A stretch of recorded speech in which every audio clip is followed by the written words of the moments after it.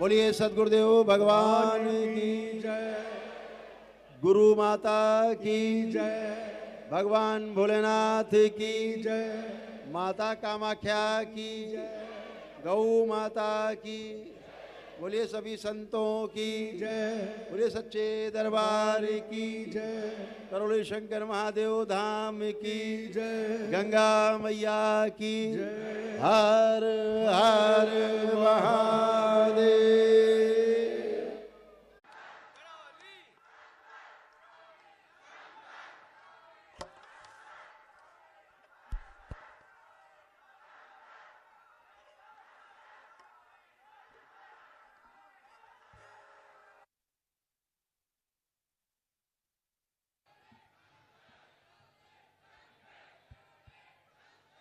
बोलिए सद्गुरुदेव भगवान की, गुरु माता की, भगवान भोलेनाथ की, माता कामाख्या की, सभी संतों की, गौ माता की। बोलिए सच्चे दरबार की, करौली शंकर महादेव धाम की, गंगा मैया की। हर हर महादेव।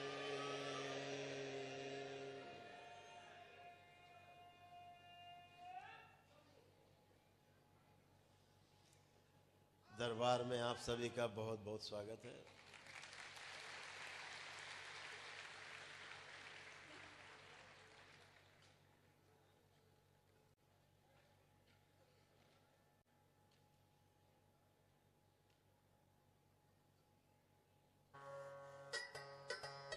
बाबा के सभी दुलारे, प्यारे और हृदय में वास करने वाले सभी भक्तों का, शिष्यों का दरबार में स्वागत है।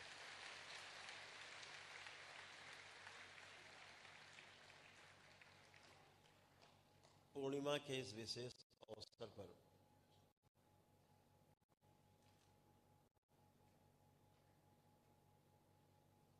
जो सृष्टि में एक व्यवस्था है,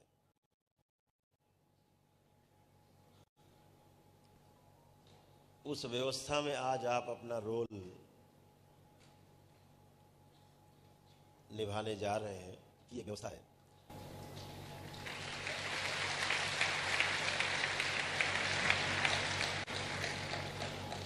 करोड़ों करोड़ों लोग ऐसे हैं पूरी सृष्टि में जिन बेचारों को इस पूर्णिमा का, ध्यान साधना का महत्व ही नहीं पता है, उसकी जानकारी ही उन्हें नहीं है। तो ऐसा नहीं है कि उन्हें कभी जानकारी नहीं होगी, कभी उनका भी समय आएगा, लेकिन आपका समय आ चुका है जानकारी का। इसीलिए आप भाग्यशाली हैं।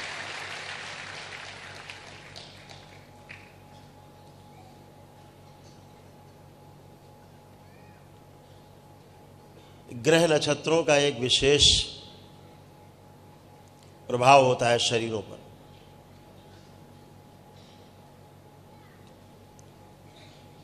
ज्योतिष विज्ञान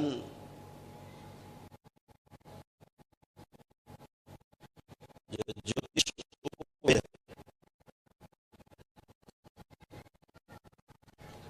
वो शरीर के ही रोगों कष्टों की गणना करता है।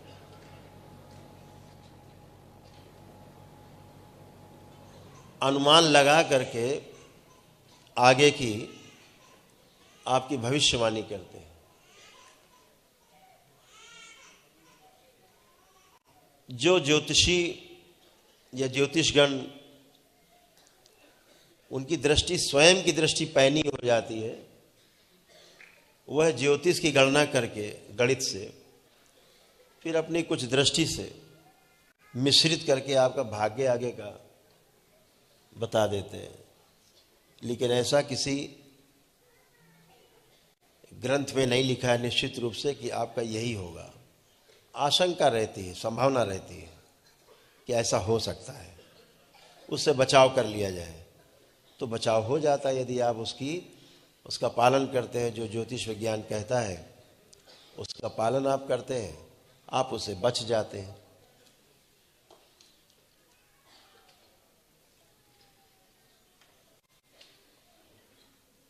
जैसे बाहर काले बादल छा रहे हैं, ऐसा लग रहा कि बरसात होने वाली।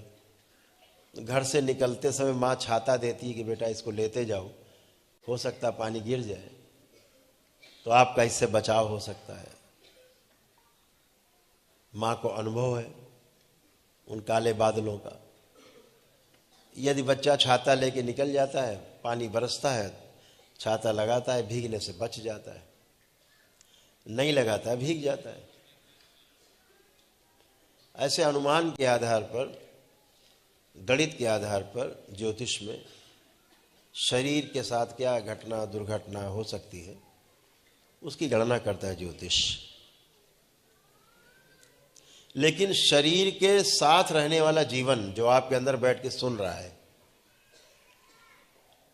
आपके अंदर बैठ करके देख रहा है, समझने की कोशिश कर रहा है, ये आपका शरीर नहीं है।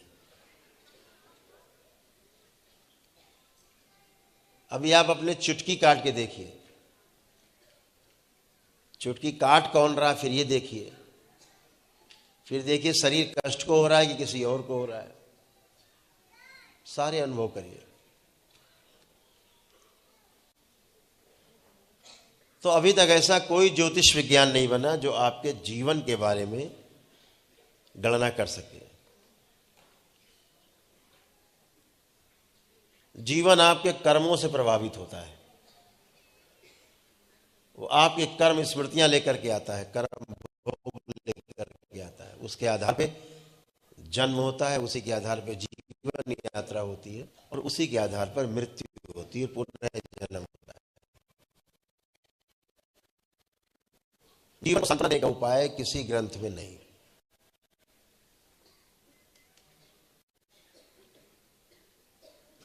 ये स्वयं में ही व्यवस्था है।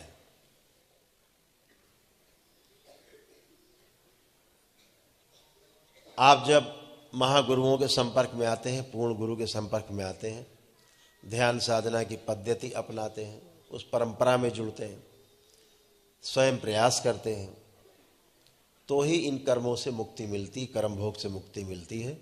तभी ये स्मृतियां नष्ट होती हैं। ज्योतिष के द्वारा इन जीवन के ऊपर कोई गणना नहीं की जा सकती। ज्योतिष शरीर को देख करके गणना करता है। जैसे 16 संस्कार बताए गए। यह जो 16 संस्कार हैं मनुष्य जाति के लिए,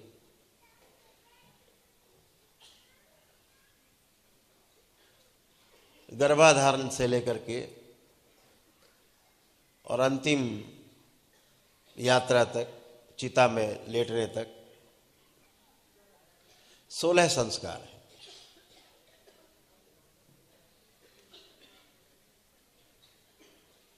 इन 16 संस्कारों में जो सबसे ज्यादा महत्वपूर्ण है वो गर्भाधान संस्कार है।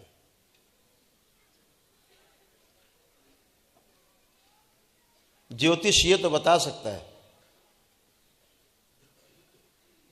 किस कालखंड में, किस मुहूर्त में गर्भाधान संस्कार होगा तो ऐसा शरीर प्राप्त होगा, निरोगी होगा।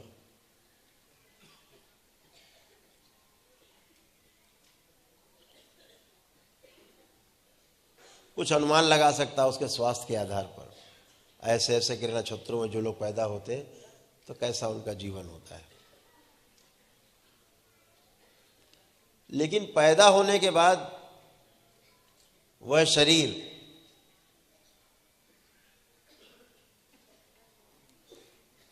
अपने जिस कुल में पैदा होता है उस कुल में रहने वाले पितरों के, आपके पूर्वजों के अनुसार, उनकी स्मृतियों के आधार पर,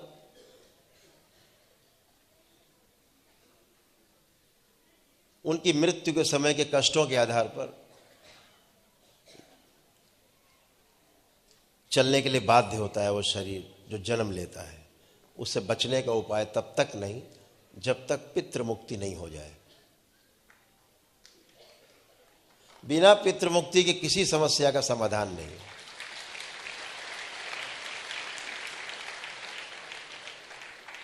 और आप ये सब करके बैठे हैं।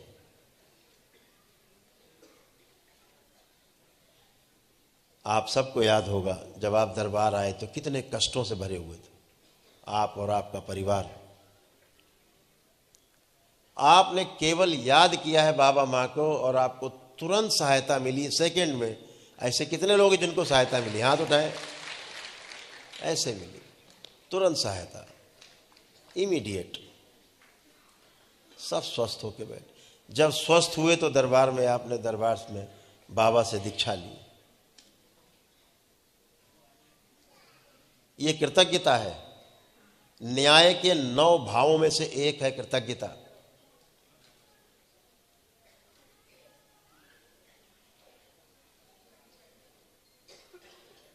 जब हम कृतज्ञता ज्ञापित करते हैं किसी के प्रति तो उसमें समर्पण का भाव रहता है, श्रद्धा का भाव रहता है, आस्था का भाव रहता है, विश्वास का भाव रहता है जो आप में पैदा हुआ। आपके अनुभव से आप में विश्वास आया, दरबार को आपने अनुभव किया है, उसके आधार पर आस्था, विश्वास, श्रद्धा गहरी हुई। आपके संकल्प और अपनी प्रार्थना से आप स्वस्थ होते हैं। दरबार बार बार आपसे कहता है आपके स्वस्थ होने का एकमात्र उपाय, आपके पास जो सबसे बड़ी शक्ति है उसे कहते हैं संकल्प और प्रार्थना। यह शक्ति मानव जाति में सबके पास है। शर्त एक ही है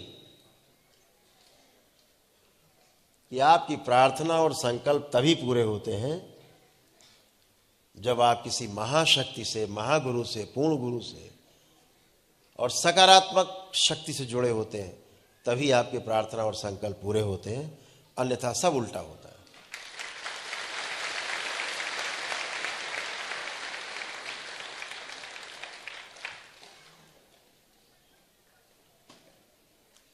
तो मैं आपको बता रहा था कि ज्योतिष विज्ञान, कोई भी विज्ञान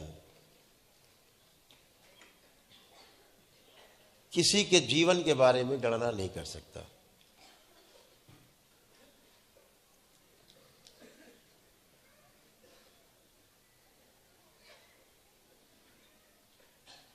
वह कर्म के आधार पर ही होगा।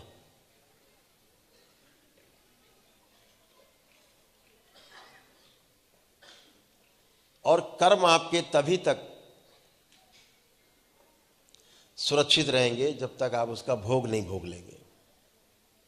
इस संसार में पूरी मानव जाति कर्म करने के लिए पूरी तरह से स्वतंत्र है, लेकिन फल भोगने के लिए बिल्कुल भी स्वतंत्र नहीं है। फल भोगने के लिए परतंत्र है, भोगना ही पड़ेगा। ऐसा है। यदि आपको बाबा जैसा महागुरु नहीं मिला, पूर्ण गुरु नहीं मिला, तो कर्म होगा आपके काटने वाला भी कोई नहीं धरती पे।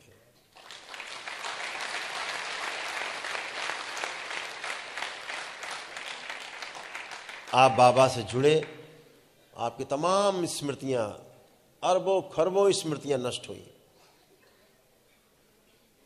जब तक वह स्मृतियां थीं तब तक कष्ट ही कष्ट थे।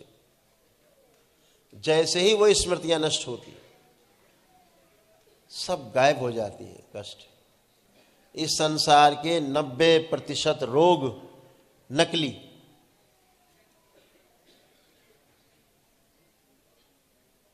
सब पितृ स्मृतियों के आधार पे।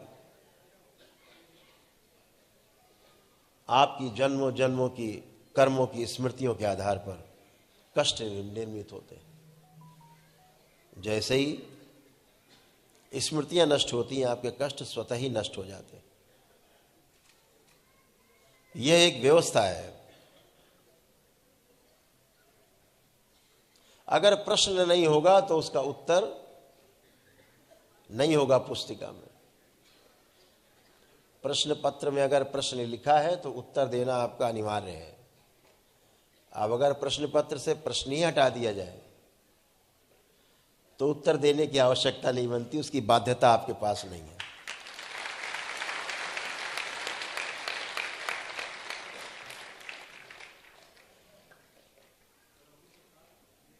दरबार आपको, हर व्यक्ति को जो दरबार से जुड़ता है उसको ब्रह्मांड की यात्रा जरूर कराता है।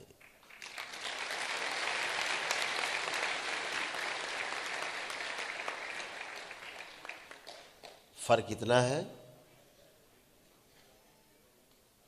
कोई होश में यात्रा करता है रहता है, कुछ लोग बेहोशी में यात्रा करते हैं, आभास रहता है, याद नहीं रहता है।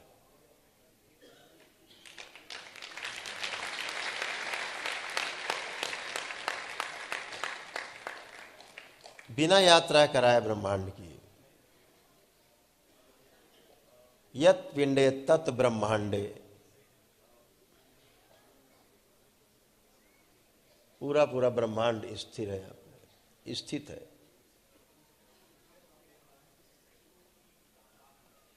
तभी महापुरुषों ने कहा यत् पिंडे तत् ब्रह्मांडे। और ये यात्रा कब शुरू होती है? जब आप भूतकाल और भविष्य से दोनों से निवृत्त हो जाते हैं।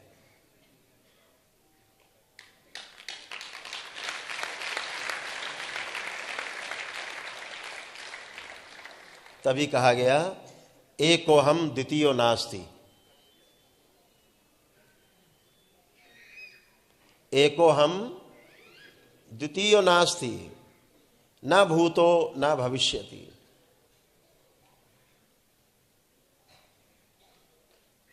दूसरा तभी नहीं रहता जब भूत और भविष्य से निवृत्ति होती, नहीं रहते, तब वर्तमान रहता है, तब आप स्वयं रहते हैं। तो यह जो यात्रा है न भूतो न भविष्यति के आधार पर है। और ये जो आपका स्वयं का दरबार का जो टीवी चैनल जो लॉन्च हो रहा है, आनंद टीवी,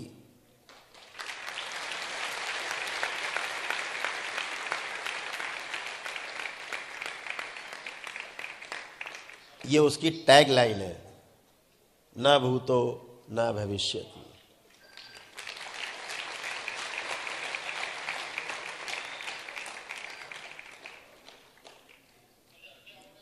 तो भविष्य की गणना हम कर्मों के आधार पर करते हैं। भूतकाल में किए गए कर्म, वर्तमान में किए जा रहे कर्म के आधार पर भविष्य की गणना कर लेते हैं। हल्की फुल्की लोग करते ही हैं।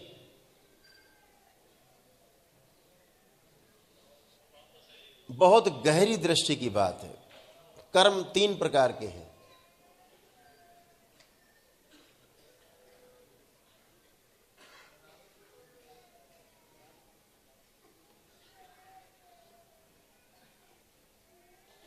एक वो जो अनिवार्य है, 3 प्रकार की घटनाएं हैं, 3 प्रकार की घटनाएं हैं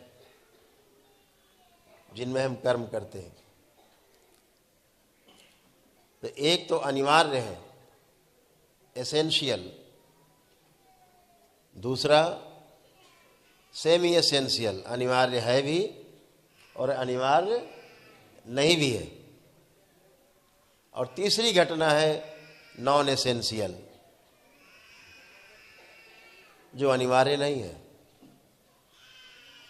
जो अनिवार्य नहीं है उन्हें बिल्कुल सिरे से बदला जा सकता है, खारिज किया जा सकता है, नष्ट किया जा सकता है, सिरे से,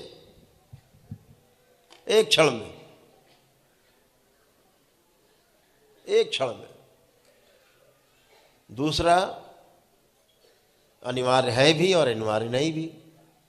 जैसे आपके पितृ हैं तो कष्ट रोग रहेंगे, आप झेलेंगे मृत्यु तक। और अनिवार्य नहीं भी है, यदि आपको करौली शंकर महादेव धाम का दरबार मिल गया तो अनिवार्य नहीं भी है, खत्म।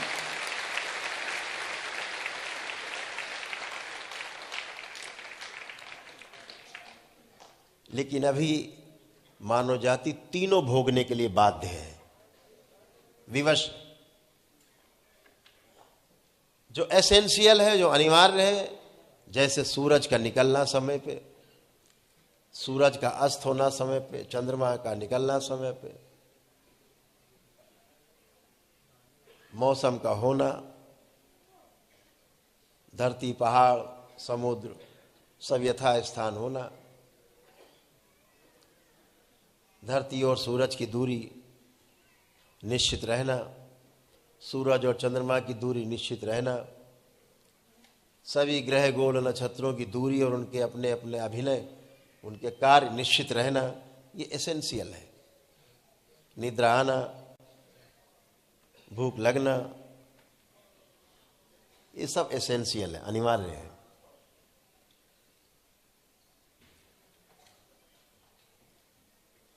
योग के द्वारा, साधना के द्वारा, तप के द्वारा इन्हें कम या ज्यादा किया जा सकता है, रोका जा सकता है, नष्ट भी किया जा सकता है। आहार, निद्रा, भय और प्रजनन चारों से मुक्त हुआ जा सकता है, संभव है।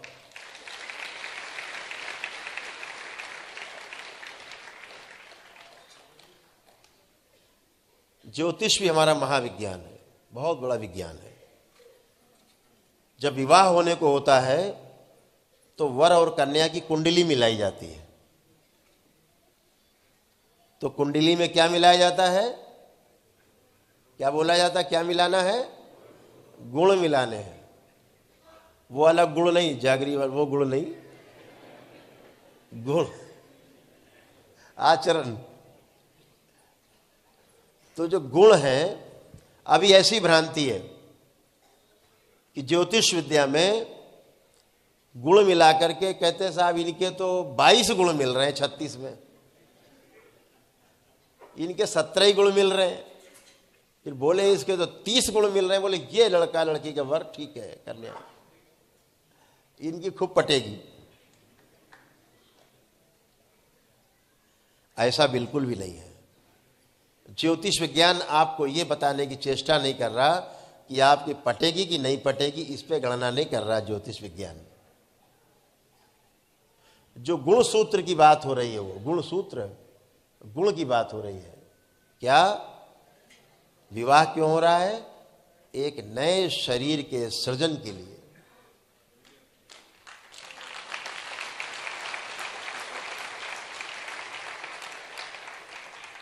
विवाह आपके मौज मस्ती का साधन नहीं है।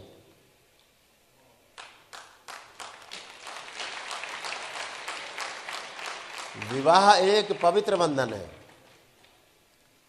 एक पवित्र शरीर को इस धरती पर लाने के लिए है, इस सृष्टि के कार्य में सहयोग के लिए है। मानव जाति कैसे सुरक्षित रहे? ऐसे निरोगी शरीर जब होंगे तभी वो सुरक्षित रह पाएंगे। निरोगी होंगे तो प्रकृति को भी निरोगी रख पाएंगे, आने वाली संतानें भी निरोगी होंगी। तो उसमें जो गुण मिलाए जाते हैं वो इसलिए मिलाए जाते हैं कि जो आने वाली संतान है वह कितनी निरोगी होगी, इसलिए मिलाई जाती कुंडली। इसलिए नहीं मिलाई जाती कि पटेगी कि नहीं। फिर क्या होता है, कुंडली मिल गई, बोले 34 गुण मिल रहे हैं और 34 दिन बाद तलाक का नोटिस। अब कोसो ज्योतिषी महाराज को, कैसे मिलाया था तुमने कुंडली? अरे भैया उसने कुंडली इसलिए नहीं मिलाई थी कि आप दोनों लैला मजनू बने रहेंगे, इसलिए मिलाई गई थी कि दोनों शरीरों से जो शरीर उत्पन्न होगा वह निरोगी काया होगी, स्वस्थ होगी, मस्तिष्क पूरा होगा, शरीर पूरा होगा और वह अच्छा काम कर पाएगा इस सृष्टि में। हमारे बीच में हमारे असम राज्य के शंकर सेना के अध्यक्ष ही बैठे, सुप्रियो जी, ये भी ज्योतिषाचार्य हैं।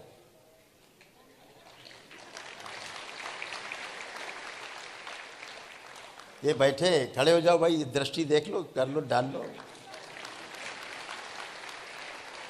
तो हम अगर कुछ गलत कह रहे हो तो सुप्रियो जी इस पे बोल सकते हैं, नहीं बोलेंगे।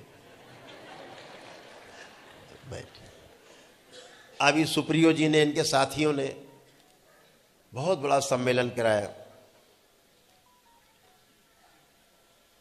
देश का बहुत बड़ा सम्मेलन था अभी गुवाहाटी में, ज्योतिषाचार्यों का, हजारों ज्योतिषाचार्य इकट्ठे हुए। उसमें आपका दरबार भी आमंत्रित था।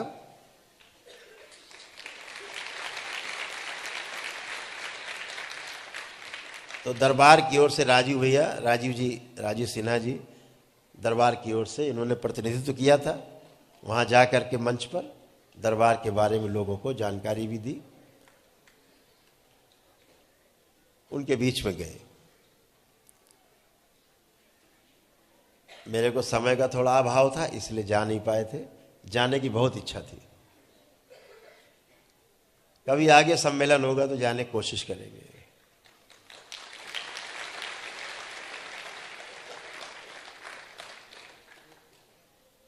तो यह पूरा संसार स्मृतियों का संसार है।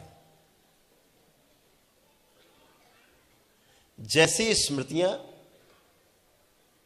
वैसा ही सृजन होता है, बिल्कुल वैसा ही सृजन होगा। एक एक परमाणु अंश में जैसी स्मृतियां होंगी, जैसे परमाणु में स्मृति होगी, परमाणु के आधार पर, परमाणु के आधार पर अणु में स्मृतियां बनेंगी, अणु के आधार पर पिंड में स्मृतियां बनेंगी, पिंड के आधार पर जो आकृति लेगा, जो शरीर बनेगा, वो वैसा बनेगा शरीर।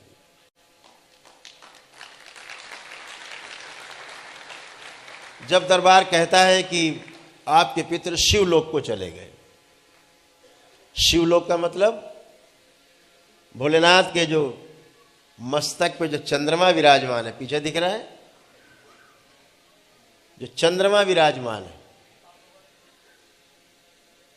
उस चंद्रमा में सारे जाके इकट्ठे होते।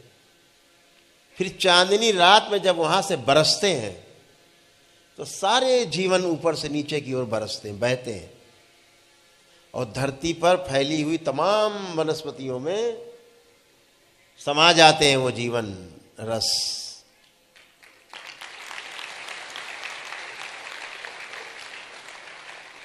फिर उन्हें जब हम और आप, जीव जंतु जानवर पशु पक्षी कीड़े मकोड़े उन्हें खाते हैं, तो उनके गर्भ से अपने अपने कर्मों के अनुसार शरीर पाने वाले जीवन उनके गर्भ से फिर से जन्म लेते हैं। ऐसे वनस्पतियों का संसार है, वनस्पतियों से सृजन होता है। गेहूं में आए जीवन टपके, आपने खाया, रक्त, तमाम अंदर व्यवस्था है जो बनता है, डिंब या शुक्राणु के रूप में आए, गर्भ धारण हुआ और पैदा हो गए।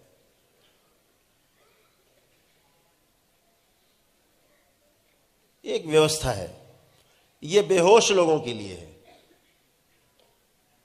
यह व्यवस्था बेहोश लोगों के लिए है, जो अर्ध मूर्छा में जिन्होंने शरीर छोड़ा,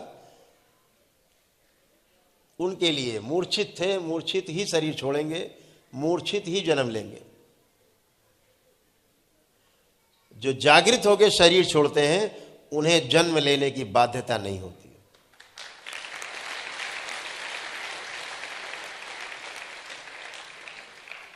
जब तक चाहे तब तक जन्म नहीं लें, लेकिन जन्म लेना ही पड़ता है।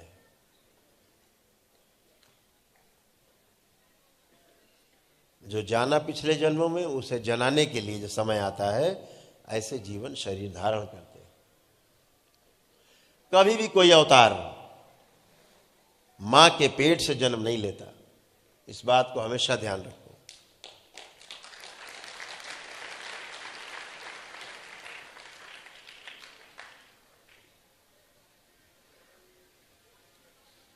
जब कोई अवतार अवतरित होने वाला होता है तो केवल उसका एक अंश मात्र उस मां के गर्भ के आसपास रहता है।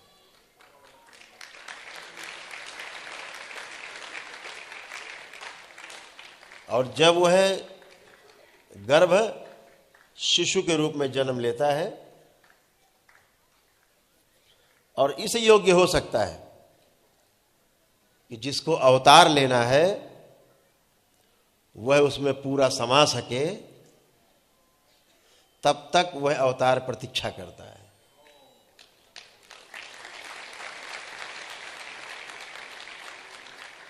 फिर जब वह शरीर उस अवतार को धारण करने लायक हो जाता है तब वह अवतार उस शरीर में अवतरित होता है।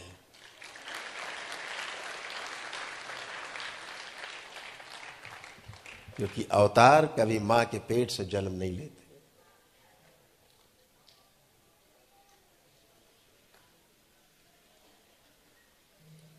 क्योंकि वो उस महामाया के अंश हैं और वो किसी के गर्भ से उत्पन्न नहीं होती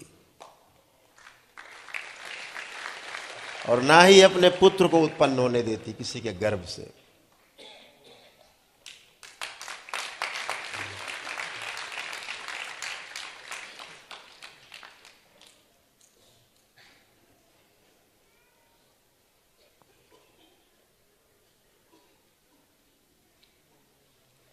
एक कालिदास वैसे भी थे जिस डाल पे बैठे थे उसी को काट रहे थे। और फिर वो कालिदास रातों रात कैसे महाकवि कालिदास हो गए, ऐसे हुए, भक्त हुए, पूजे गए कालिदास। अवतरित हुआ कोई अवतरित हुआ। लोगों ने कालिदास को मूर्ख की संज्ञा दी। दरबार उन्हें मूर्ख नहीं भोला मानता है। भोले थे, बहुत भोले थे। इतने भोले थे जिस पेड़ की डाल पे बैठे थे उसी को काट रहे थे। इतने भोले। तब कोई अवतार उनमें समाया। ऐसे शरीर होते हैं तब कोई अवतार समाता है उसमें, तब कोई अवतरित होता है। इतना भोलापन होना चाहिए। जहां बुद्धि जागृत रहती है वहां अवतरित नहीं होते अवतार।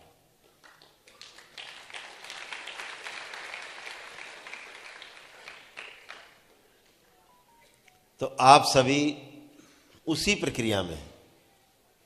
हम आपसे बहुत जिम्मेदारी से कहना चाहते हैं,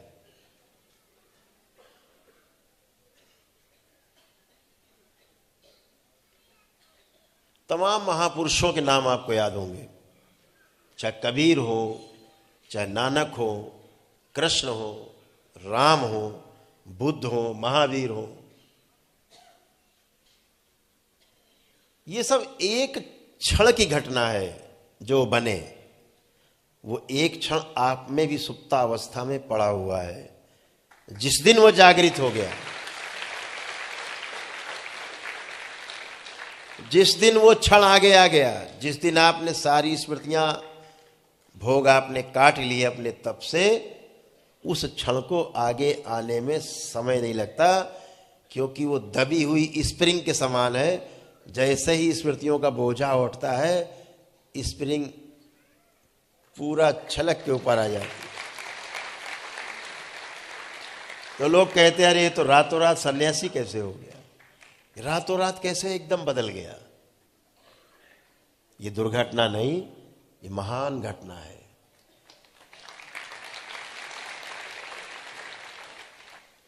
सिद्धार्थ से बुद्ध बनने की जो यात्रा शुरू, सिद्धार्थ से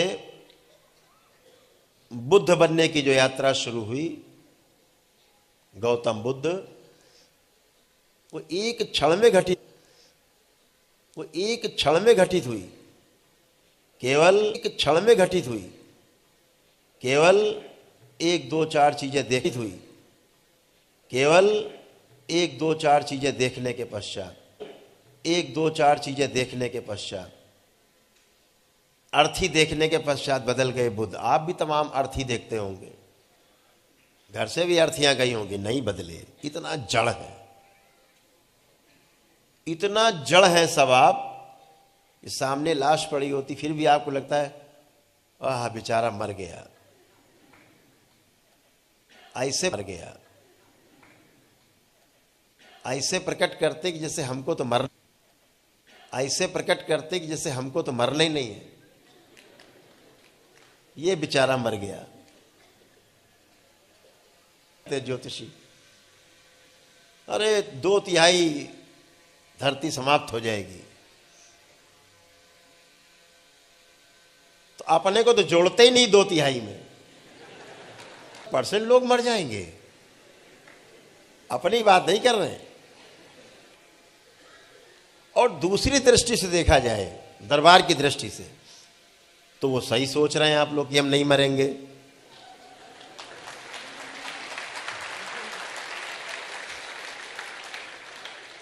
तो क्यों नहीं मरेंगे? क्योंकि जो जीवन है जो शरीर के अंदर है वह तो कभी, जो जीवन है जो शरीर के अंदर है वह तो कभी मरता ही नहीं है, न मरता है न जन्म लेता है। इसलिए वो सही सोचता है कि हम तो मरेंगे नहीं। लेकिन जब वो शरीर को जोड़ के देखता है तो घटना गड़बड़ा जाती है, तो मामला गड़बड़ होता है। जीवन अपने लिए सोचता है। शरीर के साथ जब जोड़ के देखते हैं, इसे ही जब शरीर कुछ करना चाहता है तो वापस संदेश देता है उसी मस्तिष्क के जल में, फिर मेधस में संदेश, और मेधस जीवन तक पहुंचाता है। ऐसे आदान प्रदान शरीर का और जीवन का होता रहता है, जीवन का और शरीर का। इसके बीच में हमारा मेधस है, मेधस मस्तिष्क में फैलाता है चीजों को। अगर हमारा मस्तिष्क हमारे शरीर के साथ तालमेल गड़बड़ होता है, बस यहीं से भ्रम पैदा होता है। भ्रम से भय, और भय से रोग, और रोग से कष्ट, और कष्टों से मृत्यु। यही व्यवस्था है। यहां तमाम ऐसे महावीर बैठे हुए हैं इस हॉल के अंदर, हजारों लोगों के बीच में।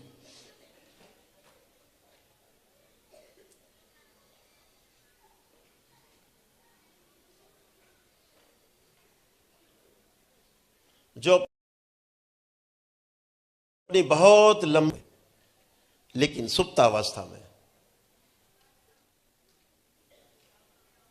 पिछले जन्मों में जिनकी यात्रा, बहुत लंबी यात्रा उन्होंने की ध्यान और साधना के क्षेत्र में, थोड़ा सा रह गए, ऐसे बहुत लोग यहां बैठे।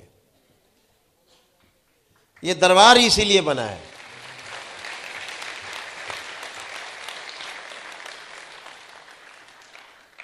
एक वो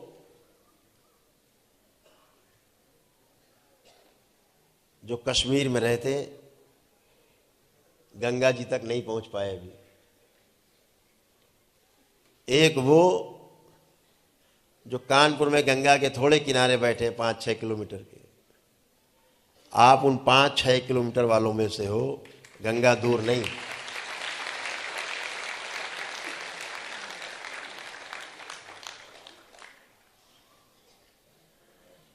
बहुत लोग यहां उपस्थित हैं। जब हम सब आपको देखते हैं इतनी भीषण सर्दी में, आप लोग अपने अपने परिवार के सदस्यों के साथ दरबार आते हैं, बाबा माँ की शरण में आते हैं, अपने आस्था विश्वास के कारण आते हैं, आपसे बहुत प्रेम होता है।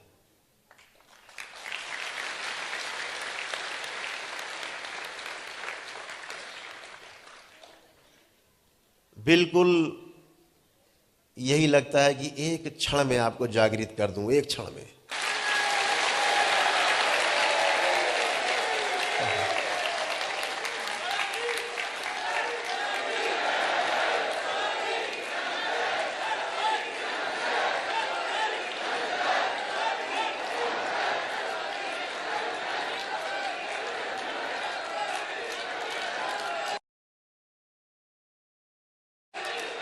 लेकिन विधि के विधान से बंधा हुआ हूं।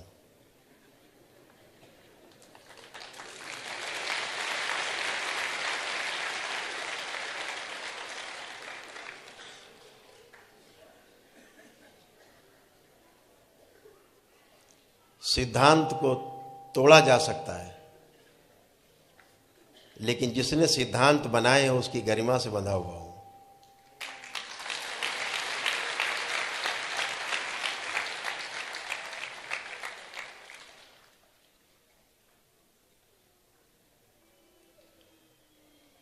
फिर भी आपके बंधन न काट सकूं तो इतना तो जरूर कर सकता हूं कि आपके बंधन ढीले तो जरूर कर सकता हूं।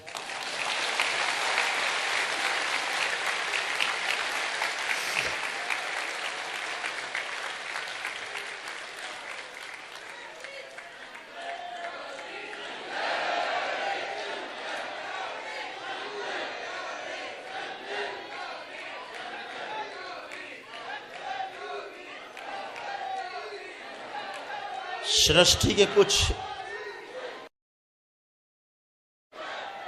अपने नियम है।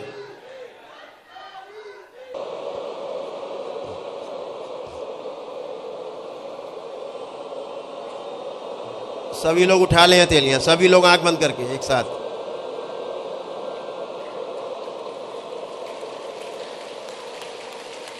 हथेलियां जांघों पे रख के 3 थपकी आपस में रगड़े, दोनों हथेली नेत्रों पे रखें। 3 बार करके धीरे धीरे अपने अपने नेत्र खोल देंगे। सभी लोग प्रेम से बोलिए सद्गुरुदेव भगवान की।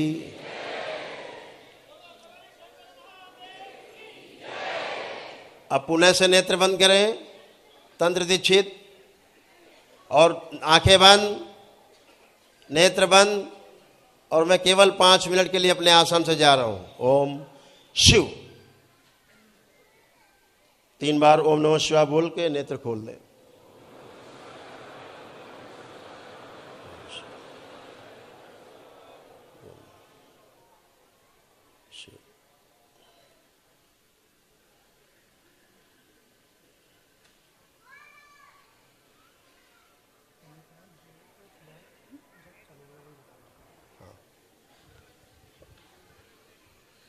सभी भक्त ध्यान दें। तंत्र दीक्षित, जो भक्त अभी भी गुरुदेव को आसन पर बैठे हुए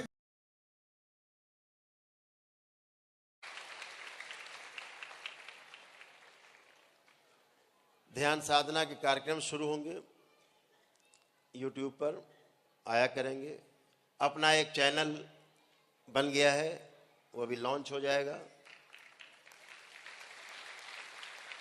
दरबार का स्वयं का चैनल है, आनंद टीवी करके। अब ये प्रसारित होना शुरू होगा पूरे विश्व में। उस चैनल के माध्यम सब लोग एक दूसरे से जुड़े रहेंगे, आनंद टीवी के नाम से। YouTube पर भी उसी आनंद टीवी का जो डिजिटल चैनल है, वो आनंद टीवी डिजिटल के नाम से YouTube पर पड़ा हुआ है।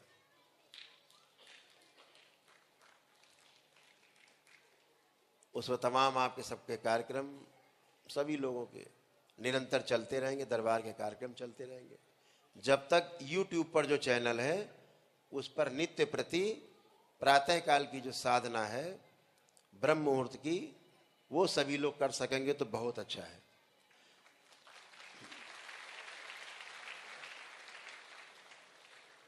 आपके जो एक ब्रह्म विराट क्रिया है जो हरिद्वार में निर्मित हुई थी, उस ब्रह्म विराट की क्रिया को भी आपको करना चाहिए। तमाम शारीरिक, मानसिक और आध्यात्मिक कोई भी कष्ट आते साफ हो जाते। जैसे रोज घर में झाड़ू लगाते हैं, रोज इसलिए लगाते हैं कि ज्यादा कचरा ना इकट्ठा हो जाए, ऐसे ही ब्रह्म विराट क्रिया है, करने से तमाम गंदगी साफ हो जाती। रोज की रोज हमेशा फर्श चमकता रहेगा, घर चमकता रहेगा।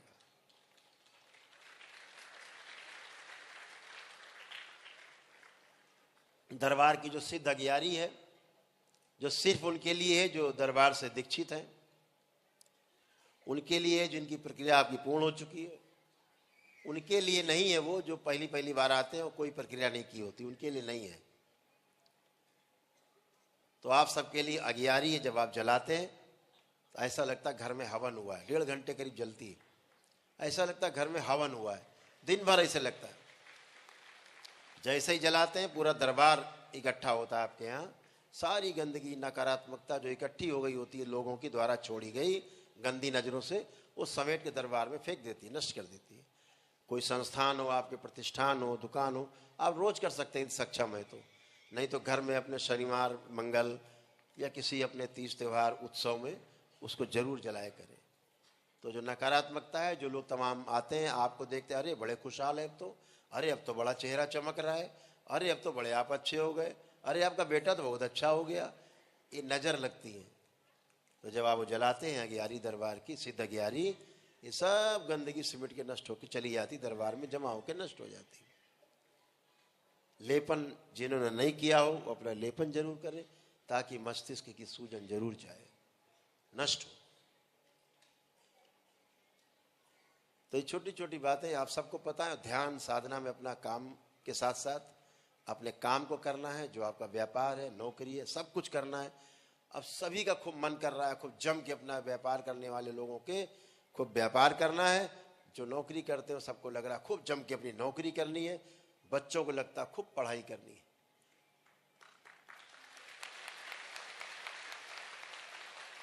यहाँ बच्चे जितने बैठे छोटे छोटे, 2 साल, 5 साल, 10 साल, 20 साल के, जरा खड़े हो जाएं अपने स्थान पे। ओ, काफी जनसंख्या है। देखिए अब ये बच्चा पार्टी इतनी संख्या में खड़ा है, हम पूछते जाएं तो हाँ में अगर उत्तर हो तो हाथ उठाना है, नहीं तो हाथ नहीं उठाना है। तो अब सभी का अब पढ़ाई लिखाई का मन खूब कर रहा है कि नहीं कर रहा है? पढ़ने लिखने का मन कर रहा है खूब, सभी कर रहा है। हाथ नीचे।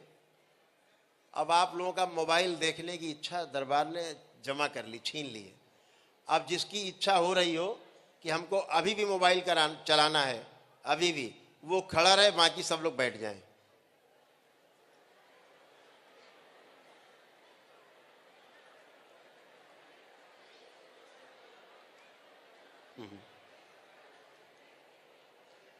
अब मोबाइल नहीं चलाना है।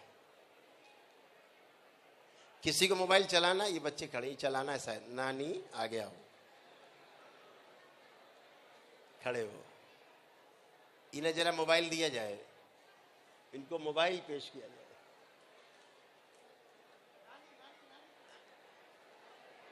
बाकी बच्चे नहीं, आपने सब भीड़ नहीं लगाए, बैठ चुके, बैठे रहे, बाकी लोग खड़े रहे। हाँ, चलाने की इच्छा हो रही है? नहीं? अच्छा, आगे नहीं हो रही इच्छा, नहीं हो रही, जो नहीं हो रही बैठते जाएं वापस। बुरा लग रहा है, ठीक, बैठते जाए। जिनकी इच्छा नहीं हो रही बैठते जाए। नहीं इच्छा हो रही चलाने की? नहीं।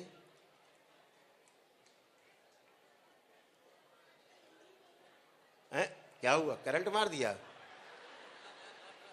नहीं चलाना, कोई नहीं चला रहा, तो कोई भी मोबाइल नहीं चलाएगा।